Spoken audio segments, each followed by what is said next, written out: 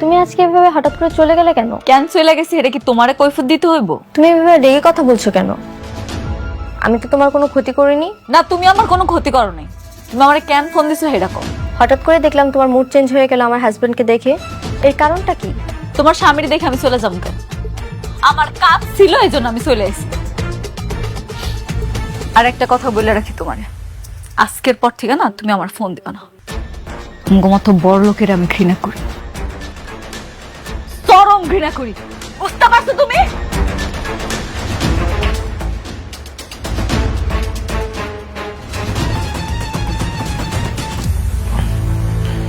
বৃষ্টি, কার সাথে কথা বলছিলে? মেঘলার সঙ্গে। আজকে যে এসেছিল, জিজ্ঞেস করলাম হঠাৎ করে ও চলে গেল কেন। ও, আর কি বললো? বললো সে কোনো কৈফিয়ত দিতে পারবে না, আর যেন তাকে কল না করি। আর কিছু বলেনি? বলেছে সে নাকি আমাদের মতো কোটিপতিকে ঘৃণা করে, কিন্তু এত রাগ কিসের? আর সে যেহেতু নিষেধ করেছে, তাকে আর ফোন দেওয়ার কোনো দরকার নেই। শুধু শুধু তার কাছে কেন ছোট হবে? ঠিকই বলেছো তুমি, কিন্তু কারণটা কি?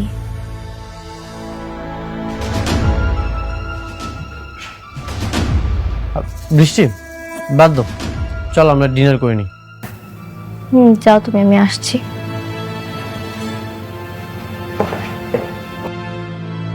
কিছু তো একটা গন্ডগোল আছে, কিন্তু সেই গন্ডগোলটা কি সেটাই খুঁজে বের করতে হবে।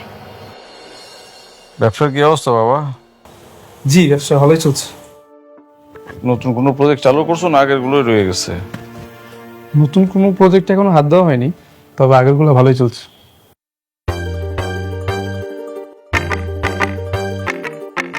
ডিজাইনের দিকে একটু খেয়াল রাখো, ডিজাইনটা যেন একটু পোক্ত হয়।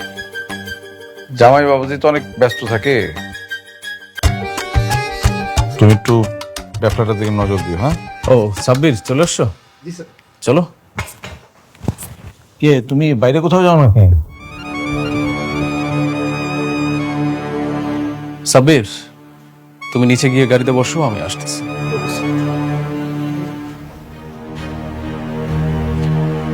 হ্যাঁ, যাচ্ছি। আপনার ভাতিজার জীবনে আগুন জ্বালাইতে যাচ্ছি।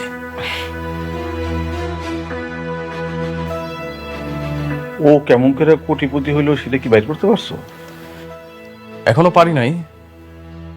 ওর বউয়ের কাছে যাচ্ছি। ওর সহস্র ওর বউয়ের কাছ থেকে কিছু না কিছু অবশ্যই বের করতে পারবো। কিন্তু ও তো জানে তুমি যে অনেকের সব সম্পত্তি নিয়ে নিচ্ছ। যদি এখন না বলে? বলবে বলবে, সেই ঔষধটা আমার কাছে আছে। ঠিকঠাক দিতে পারলে কাজটা হয়ে যাবে। ঠিক আছে, থাকেন, আমি আসি। ঠিক আছে।